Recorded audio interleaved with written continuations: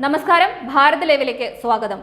കേരളത്തോട് കടുത്ത വിദ്വേഷമാണ് BJP കാണിക്കുന്നതെന്നും CPM-ന്റെ account മരവിപ്പിച്ചത് Suresh ഗോപിക്ക് രക്ഷയായെന്നാണ് ബി.ജെ.പി കരുതുന്നതെന്നും പിണറായി വിജയൻ ആരോപിച്ചു.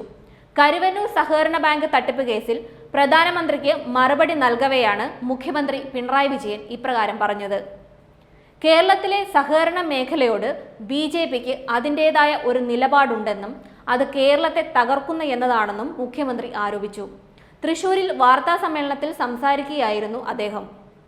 കടമെടുപ്പ് പരിധിയിൽ തിരിച്ചടിയുണ്ടായെന്ന പ്രധാനമന്ത്രിയുടെ പരാമർശം തെറ്റാണെന്നും പിണറായി വിജയൻ വ്യക്തമാക്കി.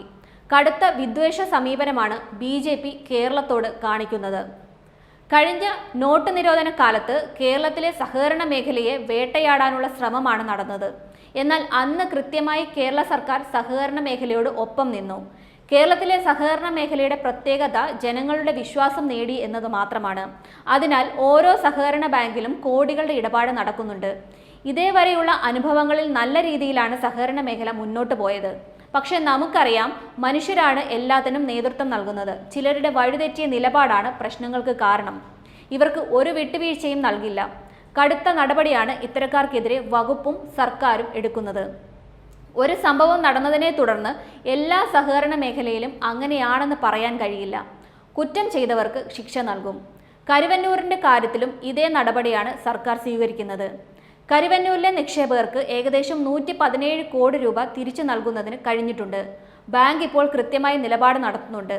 അഴിമതി നടത്തിയവരെ സഹായിക്കാനല്ല, മുഖ്യമന്ത്രി വ്യക്തമാക്കി. CPM-ന്റെ അക്കൗണ്ട് മരവിപ്പിച്ചത് സുരേഷ് ഗോപിക്ക് രക്ഷയായെന്ന് ബി.ജെ.പി കരുതും.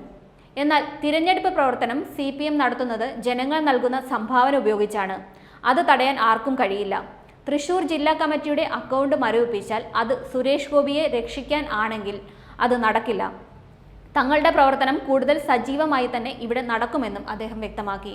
സുരേഷ് ഗോപി തൃശൂരിൽ ജയിക്കില്ലെന്നും പിണറായി വിജയൻ പറഞ്ഞു. കഴിഞ്ഞ ദിവസം ബി.ജെ.പിയുടെ പ്രകടന പത്രിക പുറത്തു വന്നിരുന്നു. വർഗീയ അജണ്ടയാണ് അതിൽ നിറഞ്ഞു നിൽക്കുന്നത്. പ്രധാനമന്ത്രി കേരളത്തിൽ വന്ന് പറഞ്ഞത് പ്രോഗ്രസ് റിപ്പോർട്ടിനെ കുറിച്ചാണ്. എന്നാൽ 10 വർഷത്തെ പ്രോഗ്രസ് റിപ്പോർട്ട് അവതരിപ്പിച്ച് ജനങ്ങളെ അഭിമുഖീകരിക്കാൻ ബി.ജെ.പിക്ക് ധൈര്യമില്ല. ഒരു രാജ്യം ഒരു തിരഞ്ഞെടുപ്പ് ഏക സിവിൽ കോഡ് എന്ന നടപ്പിലാക്കുമെന്ന പ്രഖ്യാപനമാണ് പ്രധാന വാഗ്ദാനങ്ങൾ. കഴിഞ്ഞ 2 ലോക്സഭാ തെരഞ്ഞെടുപ്പുകളിലെ വാഗ്ദാനങ്ങൾ അതേപടി അവശേഷിപ്പിക്കുമ്പോൾ രാമക്ഷേത്രവും CAA-യും കാശ്മീരിന്റെ പ്രത്യേക പദവി എടുത്തുകളഞ്ഞതുമെല്ലാമാണ് നേട്ടമായി ബി.ജെ.പി എടുത്തുകാട്ടുന്നത്. വികസിത ഇന്ത്യയുടെ 4 ശക്തമായ തൂണുകളായ യുവാക്കൾ, സ്ത്രീകൾ, ദരിദ്രർ, കർഷകർ എന്നിവരെ ശാക്തീകരിക്കുകയാണ് ലക്ഷ്യമെന്ന് പ്രകടന പത്രിക പുറത്തിറക്കിയ ശേഷം പ്രധാനമന്ത്രി അവകാശപ്പെട്ടു. 10 കൊല്ലം കൊണ്ട് എന്ത് ശാക്തീകരണമായി ഉണ്ടായത് എന്നുകൂടി പറയേണ്ടേ? സ്വാമിനാഥൻ കമ്മീഷൻ ശുപാർശ ചെയ്ത താങ്ങുവില, സംരംഭത്തിന്റെ ഗ്യാരണ്ടി, കർഷക ആത്മഹത്യ, വായ്പ എഴുതിത്തള്ളൽ എന്നിവയെക്കുറിച്ച് പൂർണ്ണ മൗനം പാലിച്ചു. എങ്ങനെ കർഷകരെ ശാക്തീകരിക്കും? 2014 തിരഞ്ഞെടുപ്പ് പ്രക്രിയയിൽ കർഷകർക്കും കർഷക തൊഴിലാളികൾക്കും കടാശ്വാസം നൽകുമെന്ന് വാഗ്ദാനം ചെയ്തിരുന്നു. 1 രൂപ പോലും മോദി സർക്കാർ ഇതുവരെ കടാശ്വാസം നൽകിയിട്ടില്ല. കൃഷിക്കുള്ള വിഹിതം നിരന്തരമായി വെട്ടിക്കുറയ്ക്കുന്നു.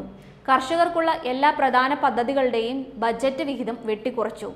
സംഭരണം, വിള ഇൻഷുറൻസ്, ഭക്ഷ്യവളം സബ്സിഡികൾ, തൊഴിലുറപ്പ് പദ്ധതി എന്നിവയ്ക്കുള്ള വിഹിതവും വെട്ടിക്കുറച്ചു. ഇതെങ്ങനെ ശാക്തീകരണമാകും? 2019 പറഞ്ഞത് 2022 എല്ലാ ഇന്ത്യക്കാരനും ഒരു വീട് എന്നാണ്. ആ വാഗ്ദാനത്തിന്റെ ഗതി എന്തായി എന്ന് പറയണ്ടേ? 2024 മാനിഫെസ്റ്റോയിൽ ഇതേക്കുറിച്ച് പരിപൂർണ്ണ മൗനമാണ്, മുഖ്യമന്ത്രി കൂട്ടിച്ചേർത്തു.